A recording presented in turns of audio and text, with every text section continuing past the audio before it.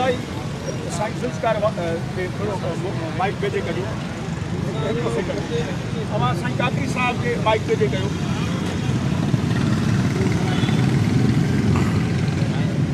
ठीक है ओके साईं डॉक्टर नम्रता केस के हवाले सां मुख्य समापन पेश कयो साईं आउं सम्झां थो त नम्रता जो केस तमामु चिटो पियो आहे ऐं जेको उभाम शुरू में हुआ त ख़ुदकशी आहे ॿिया मामला आहिनि उहे सभु हाणे पधिरा थी चुका आहिनि हुनजो क़तलु थियो आहे बेरहमाना क़तलु थियो आहे सिंध जी हिकिड़ी मासूम नियाणी खे ईअं मारियो वियो आहे ॼण हुनजो को दादो फ़रियाद न थींदो त मुतालबो इहो ई आहे पुरमन मुतालबो आहे त हीउ फंडामेंटल ह्यूमन राइट्स जो केस आहे जेके बि हिन में माण्हू इन्वॉल्व आहिनि उहे गिरफ़्तार थियनि ऐं जेको सिंध जी सभिनी यूनिवर्सिटियुनि जो प्रो वाइस चांसलर थियो आहे निसार खोड़ो साहिबु उहो इन ॻाल्हि जो नोटिस वठे वाइस चांसलर अनिला मेमन साहिबा ऐं गॾो गॾु ॿिया जेके इंतिज़ामिया सां रिलेटेड माण्हू आहिनि डिस्ट्रिक्ट एडमिनिस्ट्रेशन डिस्ट्रिक्ट पुलिस उहे अॻु में चई चुका आहिनि त ख़ुदकशी आहे रिपोर्ट साबित कयो आहे त ख़ुदकशी न आहे त असांजो मुतालबो आहे त उहे फ़ौरन पंहिंजे उहिदनि तां बरतरफ़ थियनि छाकाणि त उहे बरतरफ़ न थींदा त का बि न जुडिशियल इंक्वायरी थी सघंदी न ई हीअ जेको पोस्टमार्टम ऐं ॿिया मामला जेके DNA जा आया आहिनि उन में जेको केस चिटो पियो आहे उन्हनि ते उहे सरंदाज़ थींदा त उन लाइ सॼी सिंध ॾिसो सरापा एहतजाज आहे कराची खां वठी लाड़काने खां थींदे कश्मीर ताईं त असांजो इहो ई मुतालबो आहे त हिन केस खे टेस्ट केस तौरु खंयो वञे जे इन केस खे टेस्ट तौरु न खंयो वियो त सिंध जूं नियाणियूं पढ़ी न सघंदियूं हॉस्टलनि में रही न सघंदियूं पाण सभु बचनि वारा आहियूं ॿार परेशान आहिनि औरतूं पंहिंजे नियाणियुनि लाइ परेशान आहिनि त सम्झां थो त हिन केस खे टेस्ट केस खणी सिंध जी नियाणियुनि खे तहफ़ुज़ ॾिनो वञे ऐं यूनिवर्सिटियुनि जो कॉलेजनि जो जेको तालीमी माहौल आहे उहो हरासमेंट खां पाक कयो वञे ऐं सिंध जी नियाणियुनि खे साहु पटणु ॾिनो वञे त हू पंहिंजूं तालीम पंहिंजी हासिलु करे सघनि ऐं पंहिंजा ख़्वाब पूरा करे सघनि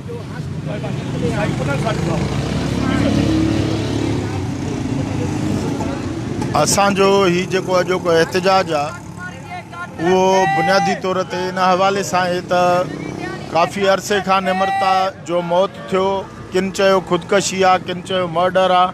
पर मां सम्झां थो त हिन वक़्तु जॾहिं मेडिको लीगल तरफ़ां DNA टेस्ट साम्हूं आई आहे ऐं 22 डॉक्टरनि उन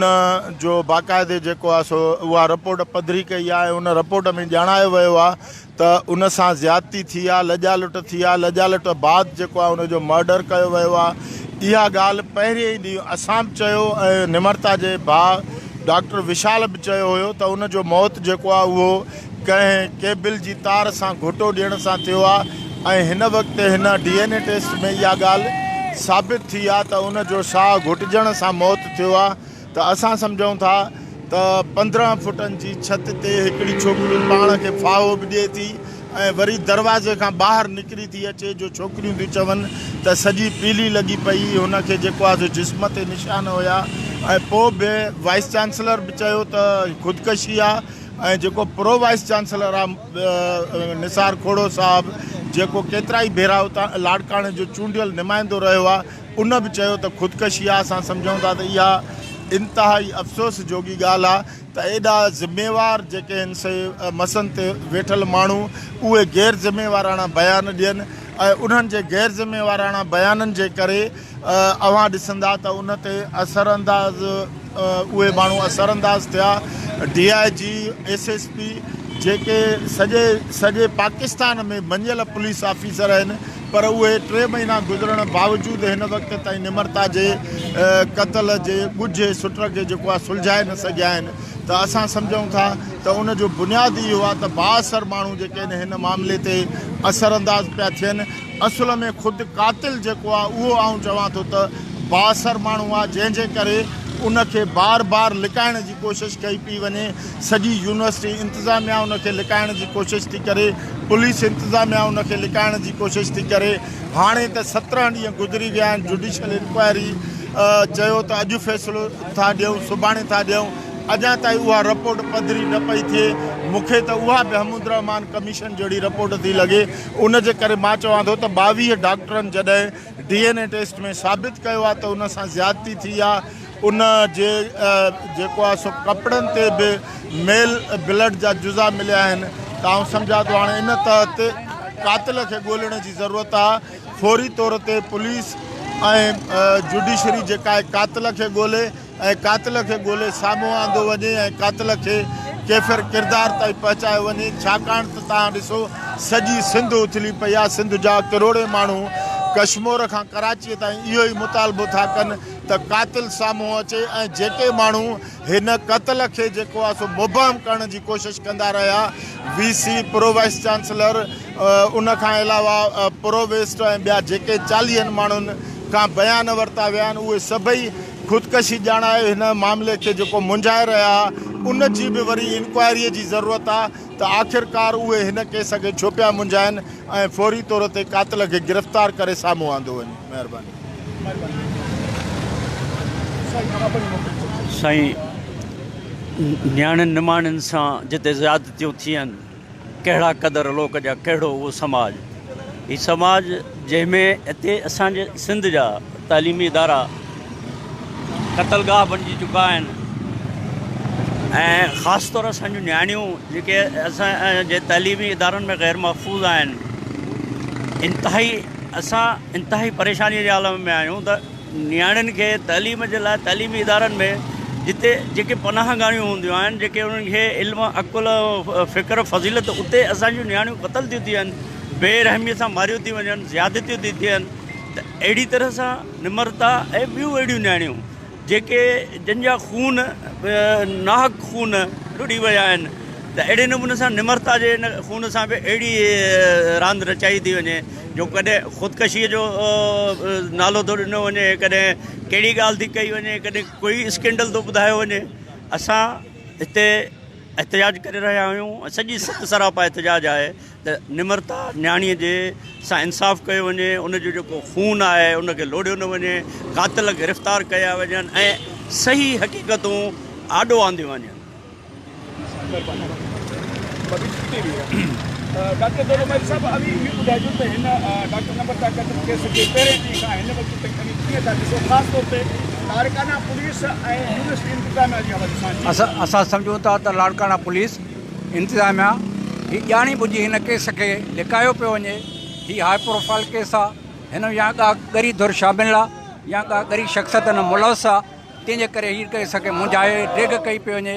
तीअं जे वक़्तु गुज़रण सां हीअ केस ख़ासि अहमियत वठे पियो, हिन केस लिकायो न वञे, हिन केस जी हक़ीक़तूं जेके आहिनि से सिंधी माण्हू खां आवाम खां आदियूं वञनि ऐं निमरता जे केस सां इंसाफ़ कयो।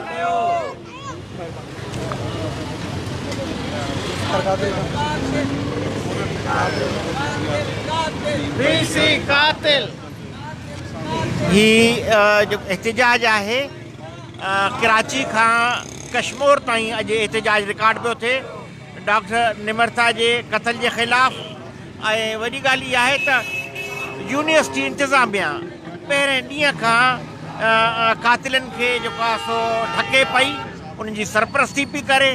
ऐं उन्हनि मां लॻे थो त यूनिवर्सिटी इंतिज़ामिया खे सॼी ख़बर आहे हिन मामले जी ऐं उहा हिन खून में पिणु भाङे भाईवार आहे। जॾहिं हाणे सभु शयूं पधरे पट थी वियूं आहिनि, DNA टेस्ट आयो आहे, पोस्टमार्टम रिपोर्ट आयो आहे, त उन खां पोइ जेको चवण जी का बि गुंजाइश नथी रहे। असांजो मुतालबो आहे त डॉक्टर निमरता जे कातिलनि खे फौरी तौर जेको आहे ज़ाहिर कयो वञे ऐं यूनिवर्सिटी जेकी इंतिज़ामिया आहे लाड़काने जी, उनखे फौरी तौर हटाए इन केस में उनखे जांच में शामिल कयो वञे। महिरबानी।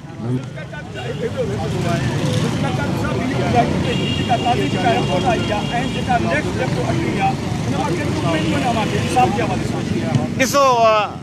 ॻाल्हि इहा आहे त मामिलो जुडिशल इंक्वायरी में आहे ऐं डिस्ट्रिक्ट सेशन जज लाड़काना इन जो इंक्वायरी जो हेड आहे। असांखे उमेदु आहे डिस्ट्रिक्ट सेशन जज मां त इंसाफ़ जे तक़ाज़नि खे पूरो कंदो ऐं रिवायती तौरु जेको पाकिस्तान में इंसाफ़ सां कोर्टूं कंदियूं रहियूं आहिनि, कम अज़ कम डिस्ट्रिक्ट सेशन जज लाड़कानो कम अज़ कम इन मामले खे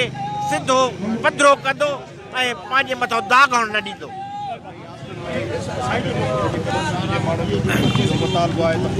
अॼोको असांजो जेको ही एहतिजाजी कैंप आहे उहा शुरूआत आहे ऐं उहा तेसीं ताईं जारी रहंदी जेसीं ताईं डॉक्टर निमरता जे कातिलनि खे ज़ाहिर करे गिरफ़्तार नथो कयो वञे। छो त जंहिं ॾींहं खां डॉक्टर निमरता क़तल थी आहे उन ॾींहं खां वठी यूनिवर्सिटीअ जी VC हिन केस खे ख़ुदकशी करार ॾियण तरफ़ रवां आहे। पर जॾहिं त हींअर तमामु जेके DNA टेस्ट खां वठी मेडिकल्स रिपोर्टूं आयूं आहिनि उन में इहा ॻाल्हि साबित थी वई आहे त हिन नियाणीअ सां जिन्सी ॾाढाई करे ऐं उनखे क़तलु कयो वियो आहे। उनजे बावजूदि इंतिज़ामिया जो उनजे माइटनि ते बार बार प्रेशर हो त ख़ुदकशीअ जी FIR कटरायो, पर हुननि इनकार कयो त न असांजी नियाणीअ खे क़तलु कयो वियो आहे, जंहिंजे करे उन्हनि कातिलनि खे गिरफ़्तार कयो। हाणे अॼु खां सॼी सिंध सुरापा एहतजाज आहे त जेका रिपोर्ट आई आहे उनखे बुनियाद बनाए कातिलनि खे गिरफ़्तार कयो वञे ऐं यूनिवर्सिटी जी जेका मौजूदा इंतिज़ामिया आहे वाइस चांसलर खां वठी रजिस्ट्रार ताईं उन्हनि सभिनी खे हटाए गैर जानबदार इंतिज़ामिया हुजे ऐं डिस्ट्रिक्ट एंड सेशन जज जेको लाड़काणो आहे उनखे हिन केस खे जेको आहे सो बहितर नमूने सां उकलाइण में पंहिंजो किरदारु अदा करणु घुरिजे, छाकाणि त असांखे सिर्फ़ु अदलिया मां उमेदु आहे, इंतिज़ामिया जानबदार आहे, गैर जानबदार न आहे। इन करे हिन क़तल खे जेसीं ताईं कातिलनि खे गिरफ़्तार न कयो वेंदो, सज़ा न ॾिनी वेंदी, तेसीं ताईं हीउ एहतजाज पूरी सिंध में जारी रहंदो।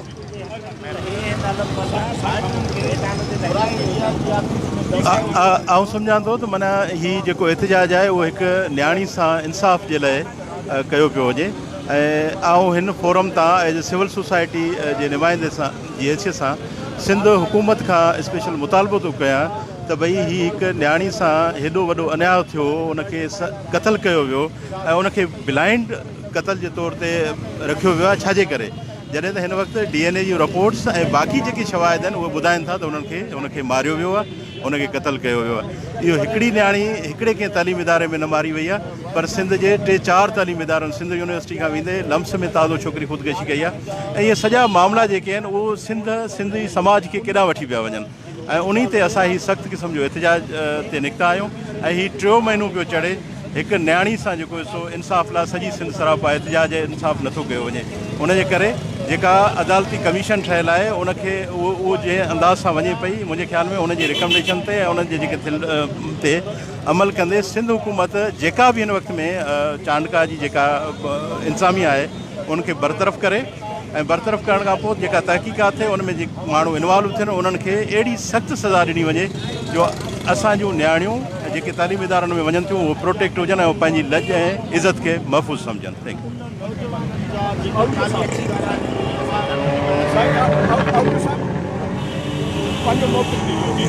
साईं, हीअ इंतिहाई अफ़सोस जी ॻाल्हि आहे। 1 महीने खां मथे 16 सेप्टेम्बर ते मर्डर थो थिए गर्ल्स हॉस्टल में। ही हिकिड़ी निमरता जो मर्डर न आहे, सिंध जे नियाणियुनि जो मर्डर आहे, सिंध जे इज़तुनि ते हमिलो आहे। अफ़सोस त इहो आहे त VC खे बरतरफ़ बि नथो कयो वञे, बल्कि उनजी जेको आहे हमेशह तहफ़ुज़ ॾियण जी कोशिशि थी थिए। मां सम्झां थो त इहा जेको आहे सिंध हुकूमत जी बि नाकामी आहे जो उहा कातिलनि खे न रुॻो पकिड़े नथी पर उन्हनि जो तहफ़ुज़ करण वारनि जो अञा ताईं तहफ़ुज़ थी करे। जेकॾहिं मुराद शाह इन्हनि कातिलनि खे जेको आहे गिरफ़्तार नथो कराए सघे त हुनखे खपे त हू बि पंहिंजी नाकामी जो एतिराफ़ करे इस्तीफ़ा ॾे। हीउ सिंध जी इज़तुनि जो सुवालु आहे। असां ई मुतालबा कया हुयासीं त VC जे अंडर में यूनिवर्सिटियूं ॾियो। छा इन ॾींहं लाइ असां चयो हुयोसीं त सिंध खे ख़ुदि मुख़्तियारी मिले, सिंध जूं जेको आहे यूनिवर्सिटियूं गवर्नर न वज़ीर आला जे अंडर में अचनि, इन लाइ त हू असांजे इज़तुनि जो तहफ़ुज़ बि नथो करे सघे। हुनखे फौरी तौर ते एक्शन खणणु खपे। असुल जेके कातिल आहिनि, फज़ूल बहस न थियणु खपनि, असुल जेके कातिल आहिनि उहे पकिड़जणु खपनि ऐं उन्हनि जे साथारियुनि खे सख़्त खां सख़्तु सज़ा अचणु खपे। ऐं जेके बि न रुॻो जेको आहे चांडका जी वाइस चांसलर जेके बि करप्ट VC रखिया विया आहिनि उहे सभु हटायो जीअं सिंध जे नियाणियुनि जी जो तहफ़ुज़ थी सघे। सिंध में का नई नाइला का नई निमरता जो केस असांजे आॾो न अचे। इहा सभ खां वधीक ज़िम्मेदारी सिंध जे वज़ीर आला जी आहे। असां उनखे बि अपील था कयूं त फौरी तौर ते तहरुक में अचे। इन ते नोटिस बिलावल खे बि वठणु खपे। असांखे अफ़सोस थियो हो त बिलावल घोटकीअ ताईं त वियो पर निमरता जे तॾे ताईं न वियो। इहा सभु ज़िम्मेदारी हुननि पर हुननि जो कॉलेज जी इज़त सॼी दुनिया में लताड़जी वई आहे पर हुन जे नथी चुरे इहा ॻाल्हि ख़ुदि बि हुननि जे लाइ बि सोचण जी आहे असां लाइ बि सोचण जोगी आहे रहमतुल्लाह खान साहब सर अवा हिन डॉक्टर नम्रता वारे केस खे कीअं था ॾिसो बिल्कुलु सर जेको डॉक्टर नम्रता जो खून आहे जंहिंसां इंसाफ़ अञु ताईं न थी सघियो आहे इहो इंसाफ़ हिकु सिंध जे न्याणीअ सां इंसाफ़ आहे जेको असां अञा ताईं इहो इंसाफ़ न वठी सघिया इंसानियत जा माना गुलाम आहियूं इंसान जा आशिक़ आहियूं ऐं असांखे अफ़सोस आहे डॉक्टर इरफान बलोच ते ऐं बंगस साहब ते जॾहिं अहिड़ा बहितरीनु ऑफिसर बि अहिड़ा ईमानदार ऑफिसर बि हिकु मासूम जो खून जो बदिलो था सघनि ऐं चवनि था त असांजी न्याणी असांजी भेण छा तव्हां पंहिंजी भेण जे लाइ चुप करे सघो पिया ऐं एतिरो चुप कयो आहे जो तव्हांखे हींअर माण्हू ग़लति नज़र ॾिसनि था त थी सघे थो तव्हां हुन ज़ालिमनि सां मिली आहियो असां तव्हां खां इंसाफ़ जी अपील घुरूं था ऐं वज़ीर आला खे इहो चऊं था त महिरबानी इहो कर इन ते हर रोज़ु असांजूं न्याणियूं निम्रता जे रूप में लुटिजंदियूं रहंदियूं हीअ निम्रता जो खून न आहे हीअ सिंध जे हर न्याणी जो जहिड़ो आहे खून आहे उन जो बदिलो वठंदासीं